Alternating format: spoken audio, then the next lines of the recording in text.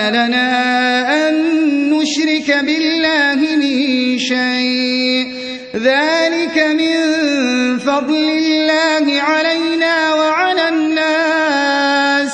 ولكن أكثر الناس لا يشكرون يا صاحبي السجن أأرباب متفرقون خير أم الله الواحد القهار ما تعبدون من دونه إلا أسماء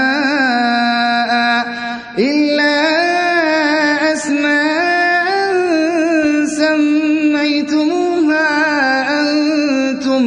أنتم وآباؤكم ما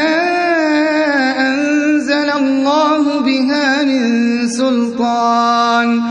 إن الحكم إلا لله أمر ألا تعبدوا إلا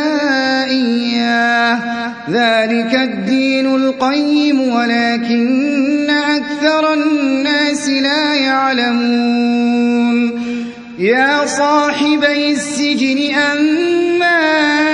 أحدكما فيسقي ربه خمرا وأما الآخر فيصلب فتأكل الطير من رأسه قضي الأمر الذي فيه تستفتيان وقال للذي ظن أنه ناج منهما اذكرني عند ربك فأنساه الشيطان ذكر ربه فلبث في السجن بضع سنين وقال الملك إني أرى 7 بقرات سمان يأكلهن 7 عجاف و7 سنبلات خضر وأخر يابسات يا أيها الملأ أفتوني في رؤياي إن كنتم للرؤيا تعبرون قالوا أضغاث أحلام وما نحن بتأويل الأحلام بعالمين وقال الذي نجا منهما وادكر بعد أمة أنا أنبئكم بتأويله فأرسلون يوسف أيها الصديق أفتنا في 7 بقرات سمان يأكلهن 7 عجاف و7 سنبلات خضر وأخر يابسات لعلي أرجع إلى الناس لعلهم يعلمون قال تزرعون 7 سنين دأبا فما حصدتم فذروه في سنبله إلا قليلا مما تأكلون ثم يأتي من بعد ذلك 7 شداد يأكلن ما قدمتم لهن إلا قليلا مما تحصنون ثم يأتي من بعد ذلك عام فيه يغاث الناس وفيه يعصرون وقال الملك ائتوني به فلما جاءه الرسول قال ارجع إلى ربك فاسأله ما بال النسوة اللاتي قطعن أيديهن إن ربي بكيدهن عليم قال ما خطبكن إذ راوتن يوسف عن نفسه قلنا حاش لله ما علمنا عليه من سوء قالت امرأة العزيز الآن حصحص الحق أنا راودته عن نفسه وإنه لمن الصادقين ذلك ليعلم أني لم أخنه بالغيب وأن الله لا يهدي كيد الخائنين وما أبرئ نفسي إن النفس لأمارة بالسوء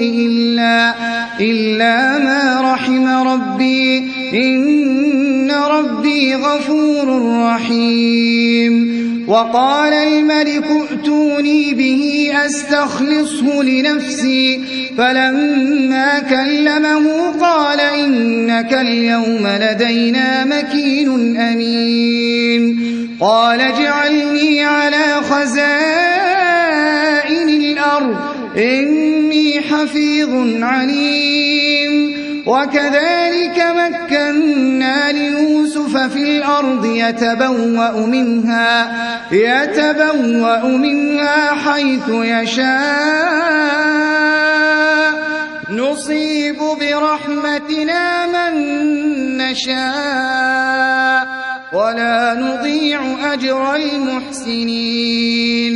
ولأجر الآخرة خير للذين آمنوا وكانوا يتقون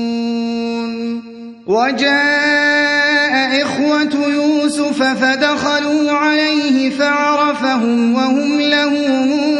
منكرون ولما جهزهم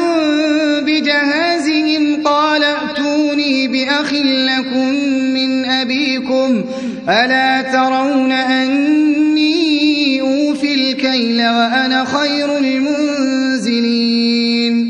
فإن لم تأتوني به فلا كيل لكم عندي ولا تقربون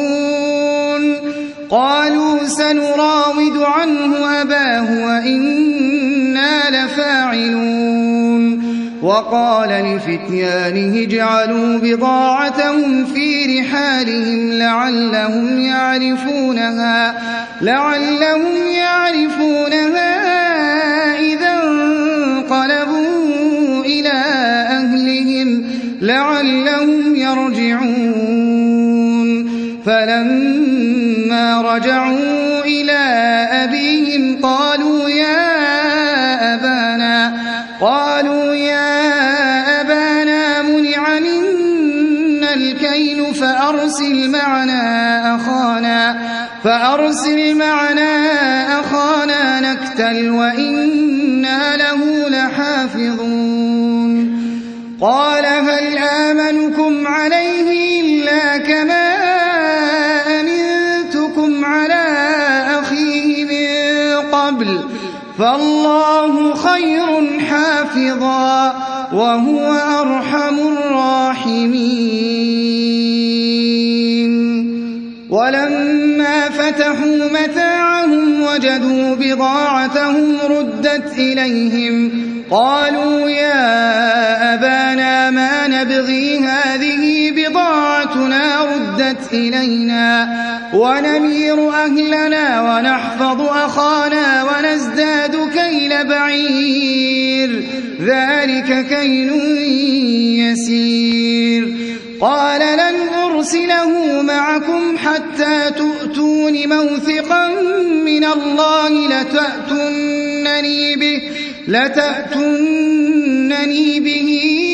إلا أن يحاط بكم فلما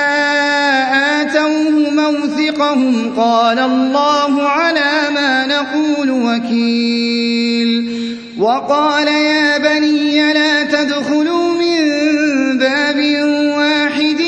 وادخلوا من أبواب متفرقة